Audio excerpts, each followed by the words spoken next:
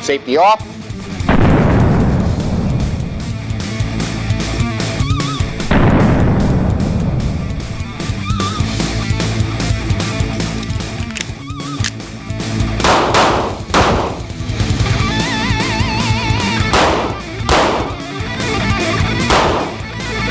It's maddening!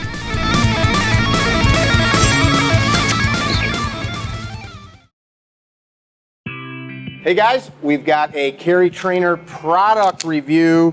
You guys asked, so we did it. We've got a Taurus G2C. So C is for compact. And you know, I kind of had to check myself. I'm not a snob. I've owned all kinds of guns, but it's like, I don't want it, so why would I buy it and review it? But enough people asked that we thought, you know what? We'll get after it. So, very basic striker-fired pistol. This is a double-action striker-fired pistol. So, meaning I've got restrike capabilities. So, to some people back in the day, this used to be very meaningful. Like I shoot my Beretta double-action, and single double rather, and guys would say, well, it's got double strike capabilities. So if you had a bad primer strike, or for some reason you got a click instead of a bang, you could just pull the trigger again. Nowadays, most of us, if we get a click, have trained to tap and rack and get back on the gun. But it does have that capability. It's also got a onboard manual safety. So this gun has a trigger safety. It's got, I'm gonna pop this apart in a second, it's got very much Glock internals with the drop safety stuff. The manual safety though, some people love those. And so as you drew this gun, you would just take that off just like you would, say, a 1911. Off and fire. The trigger takes some getting used to, especially if you're used to a real crisp, even Glock trigger. There is pull. Drew, can you see this? Yep. So I come to this point and it's like crunchy, crunchy, crunchy, and then bam. I mean, it's long. The reset's long. So if I reset, I'm gonna come forward. You guys can hear it here in my mic probably. I mean, it's all the way out. There's that much take up after the gun breaks. So from the perspective of a safe trigger, guys want, or gals want, like a trigger that you need to be really deliberate to press. You have to be really deliberate to press this. It's all the way forward, all the way back. And it doesn't feel horrible, but there's a lot of movement and there's some, you feel some humps and bumps. This came really dry. I just opened it up this morning to put a little gunfighter gun oil in there. I'll pop it back apart real quick. Anybody that's owned a Glock is gonna be familiar with this. By the way, many people building polymer striker-fired guns just copied Gaston. So gun's empty, mag's out, lock the slide to the rear. You've got the takedown lever here. So I've got that pulled down, press the trigger, slide comes apart. And you're gonna notice the parts that you see inside of a Glock. You've got the same striker components, back plate, the trigger bar, transfer bar, connector, all that stuff is very, very similar. Like I said, it was dry, so I popped it apart just to swab a little oil in there so we had some good functionality. But all in all, it feels pretty good in the hand. This gun is 9mm. They make it in a 40 as well. These are 12+1, so you can get 13 rounds on board. I'm not gonna load it up yet, but when you've got those installed, you've got a little bit of an extendo magazine there to get your hands on the gun, which is nice. I'm pretty sure that they make extended magazines for these. Metal Mag looks very much like a Metgar magazine, just not built to the same quality level. Why do I say that? Well, when you load these, bullets are wanting to tip in and out, and pop a couple out and you can see. So it can be hard to load them. This gun only has about 75 rounds through it. So you see that one's in there and it just doesn't want to easily go where it needs to. This isn't me picking on it or trying to find points to pick on. I'm just noticing as I'm using it how it functions. You get what you pay for with anything. This gun I think retails for about 200 bucks. So if money is a factor and you're looking at something in that price range, this may fit the bill. It's a very much a Glock 1926-ish gun. I'm gonna run to the back of the range real quick and grab Drew's 19. Drew carries a Boresight Solutions 19, a little bit shorter. This gun's got a 3.2-inch barrel, the G2 does. So the Glock's about 3/4 of an inch longer, about the same length for grip. Significantly narrower, you can see, but we're dealing with 12+1 versus 15+1. So, you know, you got that trade-off. You got a wider magazine, getting more rounds in it. Slide is very similar in width. Why am I comparing it to a 19? Because it's just such an easy gun for everybody to carry and compare to. So if you're looking for something that's slightly smaller, that fits the bill. I'm gonna set Drew's gun back here out of the way. What we'll do now, we'll load it up, we'll run it through a few tests, and I've got a Vetter inside the waistband light tuck holster. This does have a fixed front sight, a adjustable rear. They're just white dot plastic sights.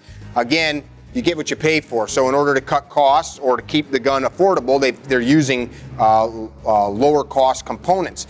Does have a Picatinny rail, so you can put a light laser on there if your holster allows. I believe the barrel is stainless. Controls work okay. I have a hard time when the slide's locked to the rear using the slide stop lever. Notice I said stop, not slide release, because these are intended to stop. Takes a lot of force to push that sucker down. Perhaps it'd break in, don't know. Not too concerned about it because I don't intend to carry it, but I am gonna run this gun hard today and we'll see how it works. Stippling okay, it looks attractive. I always look at a stippled gun and I want it up higher because that's where the meat of my hand is and that moves around. It's just a 9mm. If I had the 40, I probably would stipple this up or maybe look at something like a Talon grip. But again, for 200 bucks, to me it's amazing that in this modern age we can make something like this that costs 200 bucks that has any level of reliability. So Drew will step behind me, I'll come to the holster and we will get some eyes and ear protection on him. We've got 2 targets behind Drew and we've got one at about 7 yards and we've got one off angle here at a few yards, and we'll just work a few easy peasy drills. So now we'll go through our loading process. It's always important too, whatever you're carrying, make sure that you can get a good clean fluid draw stroke, and does the gun and holster combination or the gun or holster allow you to come out with that master grip that we talk about. So because this gun's compact, I've got to open my hand up to do my loading cycle. Seat lock, tug, cycle. This pisses people off. Press check, little tap, tap. So this gun has a loaded chamber indicator. If this is the only gun you're ever going to own and you're ever going to train with, go ahead, use the loaded chamber indicator. To me, it is just too darn easy to take a look during an administrative loading process, not just whenever. As I'm feeling this here, they've also got a couple reliefs in the frame. Be a good spot if you need to index your finger or if you want to put your thumb against the frame. I don't participate in the logic of applying counter torque to a frame, but they're there. It is a good spot to place your index finger when it's in register. So 7-yard target and about a 4-yard target here. Just gonna place a few rounds. We'll run through the mags that we have, and then we'll be able to load another one. You can watch how these mags load up. They're kind of gritty. You got eyes and ears, Drew? Eyes and ears. All right, here we go. I'm just gonna shoot a slow fire mag down at the far target just to feel how she works. Here we go.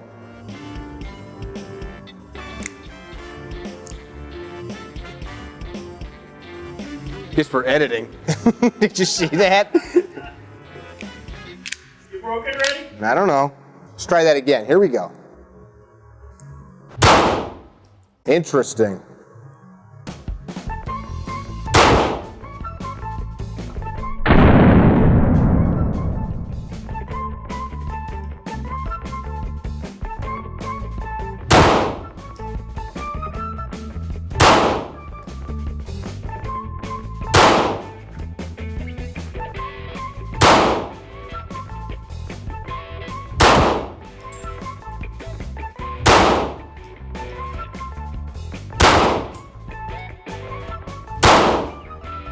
That was a bad shot. I jerked the hell out of the gun.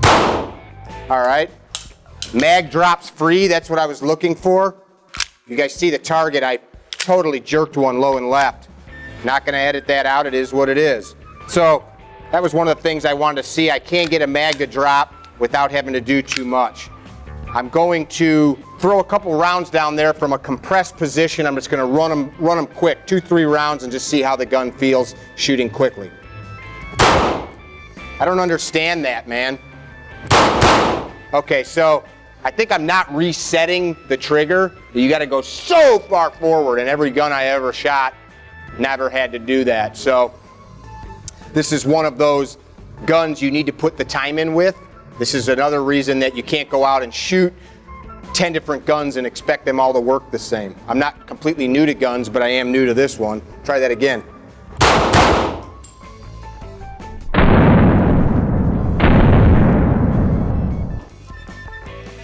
Feels all right. That trigger takes some getting used to. I'm going to top these mags off. You can watch how that little process goes.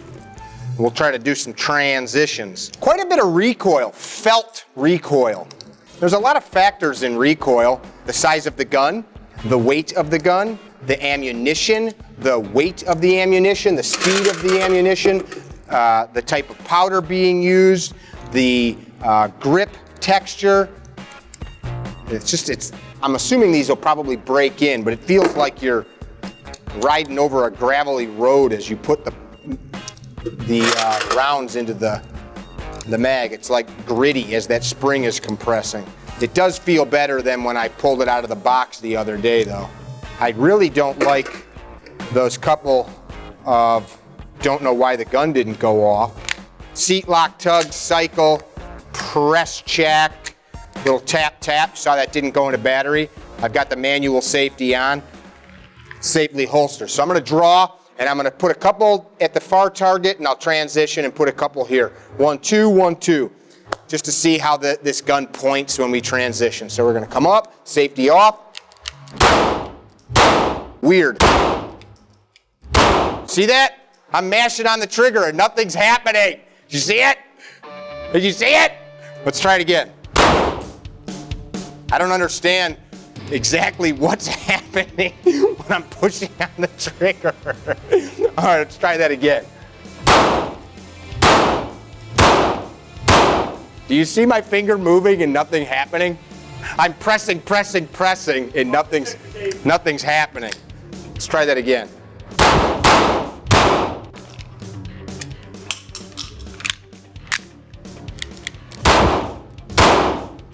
Do you hear the trigger getting pressed and nothing? I don't get it. I don't know if, let me think about what's happening. I mean, look, I'm compressed all the way to the rear. That trigger is all the way back and there was no boom. You heard me press it. Let's try it again. So I reset, it went off. That time it worked. Same thing, I just did it and no boom. I'm not really sure why that's happening or what we do about it, but unfortunately, and this is I've shot this yesterday or the day before I came out here and I ran about 100 rounds through it just to get comfortable with how the gun ran. And I felt that a time or two and I just chalked it up to gun's brand new out of the box, let's get all the parts meshed together. But that to me is interesting. I'll load a couple more mags. We'll see if that happens again. I know a lot of you people out there own this gun. I've not read any other reviews on it. I don't really do that. I don't read other people's reviews to do a review. You're just seeing what we're getting out of this. I am assuming what's happening with that trigger is related to me possibly short stroking it. So going all the way forward and not resetting the trigger and coming to the rear before that trigger is reset. That's what I'm going to assume is happening. So basically to make this gun work, you need to come all the way forward, all the way back. Whereas many guns that we shoot and carry, you might just be able to do that, and that's what I'm used to shooting, especially when you're looking at like my Beretta, which I'm gonna grab Drew's Glock again just because it's a good comparison, and I'll dry fire it and show you exactly what I'm talking about. So, gun went off. I gotta come all the way out to reset it. The Glock, and I'm just comparing it to this, not because I'm saying it's better, but this is just something static that is so tested for durability that we know what's up. So, gun breaks. See that? I don't have to come all the way off it.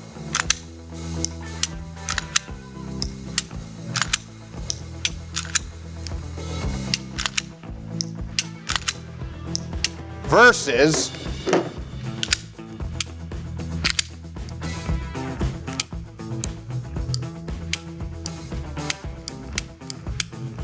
yeah, that's what I'm doing. I'm short stroking it. I'm gonna try to run this as fast as I can, remembering I gotta put my finger all the way out. Here we go. Safety off.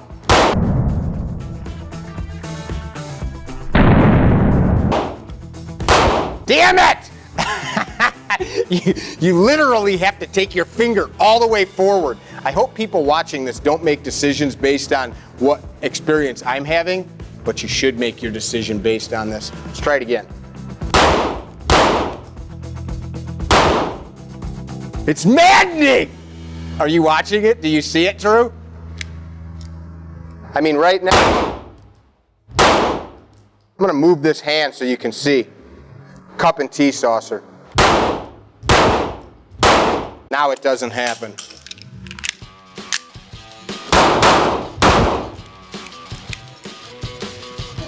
It's bizarre, bro.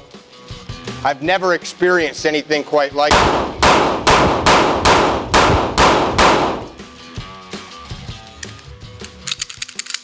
Okay. So, we weren't given this gun. I spent my actual money to buy it. We'll do a giveaway with this gun legally through an FFL because I don't want it. And I'm sorry, Taurus. I'm sorry to people that bought and own it. But if I can't come to the range and press the trigger with ammunition that's, I know, top notch, I'm done with it. So if you own one, sorry.